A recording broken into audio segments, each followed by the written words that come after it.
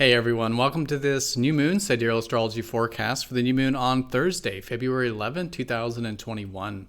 All right, so we have a new moon in grounded Capricorn. If you're expecting me to say Aquarius just then, be sure to check out that link down below for more information. We are using the visible sky, which is different from mainstream astrology, and the signs do change. All right, so a fresh new start as we approach Thursday. Good to let the energies die down from this previous lunar month and gear up for new intentions and a fresh new start. So Capricorn the Sea Goat is all about thinking long term. It's all about taking things one step at a time and really asking ourselves what it is we want to accomplish here this year. It's really emphasizing this for the whole year because Jupiter and Saturn are in Capricorn, suggesting that it's a great year for all types of accomplishment. Now, this can be, of course, more productive things like work and stuff like this, but also personally as well. Things like maybe relationships or home life. Anything for you that you do want to put in that time, put in that perseverance, put in that patience and discipline. Really good time of setting new intentions, and we could notice some new things starting to emerge in regards to these accomplishments for the year ahead. Now, with this new moon, Mercury is of course still retrograde in Capricorn, so it is still good to be flexible. A lot of this energy will start to move forward next week, and so with the new start, still seeing if there are some things that we can try to experiment with, and just have a plan A, B, and C, and D, just so information changes, we can adapt and put in energy in a more flexible sort of way. Now, there is a square up to Mars in Aries, but this is an energy we've already been experiencing with all these planets in Capricorn.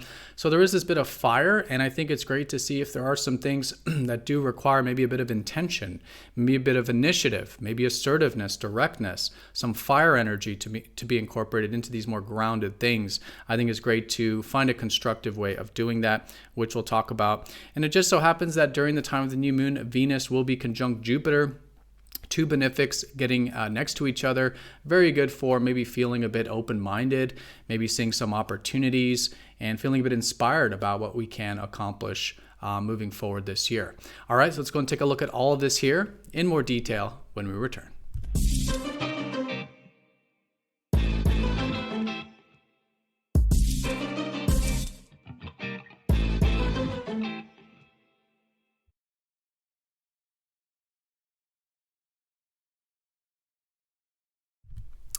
All right, so here's the chart for the new moon.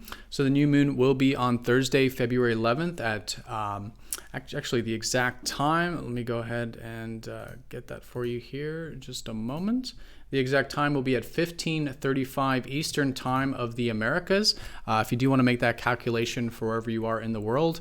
But for all intents and purposes, it will be these surrounding days around Thursday. So first of all, what is a new moon? It is a new beginning. It is a fresh new start to the lunar month, but I would also say to the yearly energies as well. And that's because Saturn and Jupiter are transiting through Capricorn, which has been a new transit, which is really emphasizing this energy for the whole year. And this could be a nice step in the right direction. So Capricorn the Sea Goat is all about that side of ourself that is willing to climb that mountain, to achieve, so to speak. But again, it can be more externally, like career and productive things, but also quite personally as well. What are some things that you do know will take some time? Will take some perseverance, will take some discipline on your part, but you do want to accomplish or ground in your life, even if it's personal, like personal development, maybe spirituality, relationships, home, whatever it might be. Really good to see the long road, right? If we look at the analogy of the goats are always taking things one step at a time. Before they climb the mountain further, they're always testing to make sure that they're standing on solid ground. And they're very persevering in that sense.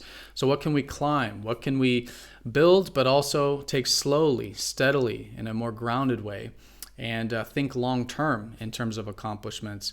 Any intentions you want to set around this new moon regarding this, any new energies you want to incorporate into your life with this, I think is fantastic around the Thursday time period. But do give it some time, of course. As we approach Thursday, it is the ending of the previous cycle. So the energies are the lowest at the new moon of the cycle. So creating some space, clearing some things, and maybe completing things from this current lunar month is great. But after this, slowly starting to build some momentum and experimenting with the new phase of the cycle, right? Still early. Plus Mercury is still retrograde until next week.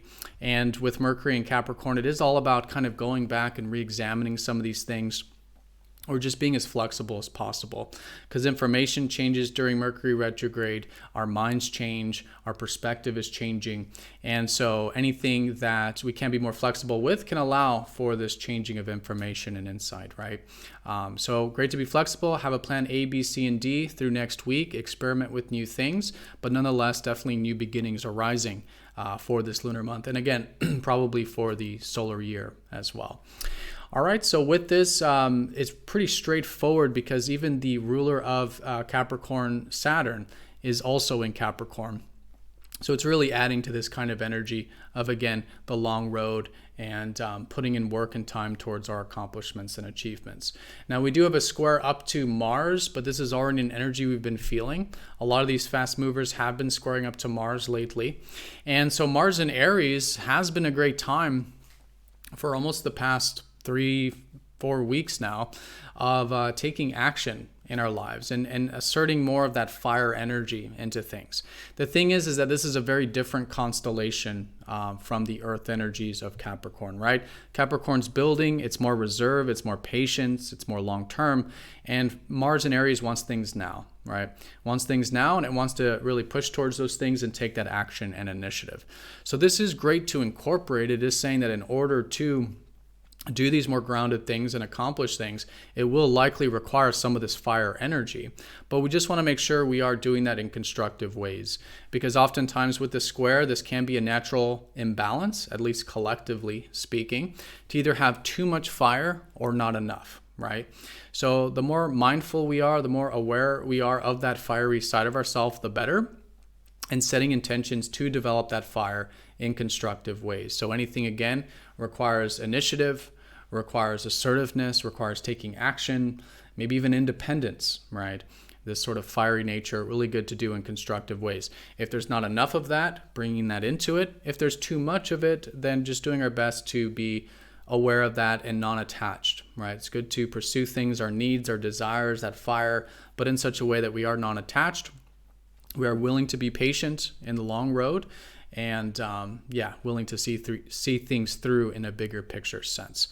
All right, so that's quite important. It is a minor square, but still very important with these two constellations being very different. Any intentions you want to set around both earth and fire in that context, I think is fantastic. Now, we just so happen to have Venus conjunct Jupiter in Capricorn at the same time as the new moon here on Thursday. So there could be a whole new perception. I think with Jupiter in Capricorn this year, off and on throughout the year, there is this hopefulness about what we can accomplish or, again, do that requires discipline. So great to expand our horizons, really think big, see opportunities and potentials. There could even be some of that coming in with this conjunction, and specifically in the context of what we value, what we want to attract with Venus, right? Venus is what we want to attract. It's our values, it's our enjoyments. We are likely valuing this more grounded long-term perspective right now. And with Jupiter is probably going to help us become more aware of this, what it is that we do value and want to attract and, again, accomplish in our life. So this could be quite a benefic conjunction we have. So it could be quite opportunistic. It could be some opportunities for some of us to, again, accomplish and achieve. Could also be great for relationships. Jupiter tends to expand things. Venus is also about relationships. So maybe getting some new perspectives about what we value in our partnerships, and again, where we can incorporate a bit of that more grounded, disciplined approach to our relationships as well. And sometimes Venus can also be financial as well for some of us. So thinking big in terms of what we want to attract financially, productively, relationship-wise, whatever it is, I think is fantastic. And we could notice a fresh new start with this, fresh new inspirations, fresh new potentials, things expanding our perception about this Capricorn energy here this year. All right, so very straightforward with the new moon, only one aspect.